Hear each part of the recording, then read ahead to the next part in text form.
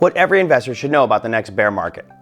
The markets are made up of two main markets, bull markets and bear markets. Now, most of us have enjoyed a bull market, which is when market prices go up over time. And really since 2009, they've done pretty much nothing but go up. So even a person who is just getting started with investing, throwing some money in their 401k, sounds like a genius right now because you're making so much money. That might not be a reflection of skill, it's probably just luck. Now, over the course of time, these tremendous bull markets, which we're in one right now that's lasting up to 15, 16 years, those will come to an end. And when they do come to an end, the future becomes very uncertain. We don't know exactly how long or how far down those bear markets may go. Could it be a 6-month window of time where the market drops 10, 15%? Could it be 3 years of time where it drops 60 to 70%? And I know you're probably thinking, no way the markets will drop 70%. Stranger things have happened, and it is definitely within the realm of possibility. So what should you know?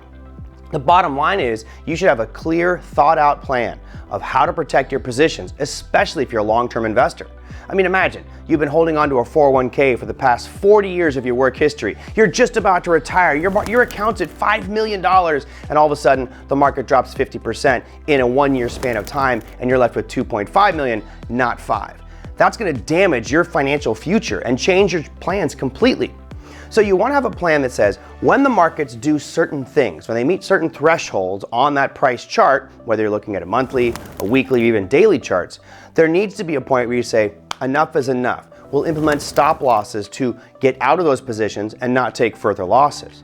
Now, if you don't want to sell the positions, you can always use different strategies. You can hedge using a variety of different asset classes, including futures and ETFs, or you could be using option strategies, which is probably one of the most useful and powerful tools in all of financial markets is options, and use that to hedge your positions. So you don't actually have to get out of your positions, but you can use options to make money if those positions start to go against you and start to lose money. So you kind of do a zero-sum game there where you use the options to make sure you don't lose anything, and if it falls, you're fine. If it goes up, you're still going to be fine. So there's a wide variety of tactics that you want to use. Typically, hedging is the best alternative for those in long-term investment positions. But again, the reality is it's going to happen. It's not a question of if, it is when these markets go into a bear market. How prepared are you? What's your strategy? What tools are you going to use to protect that long-term capital appreciation that you've been enjoying for the past 20, 30, 40 years? It's been fantastic.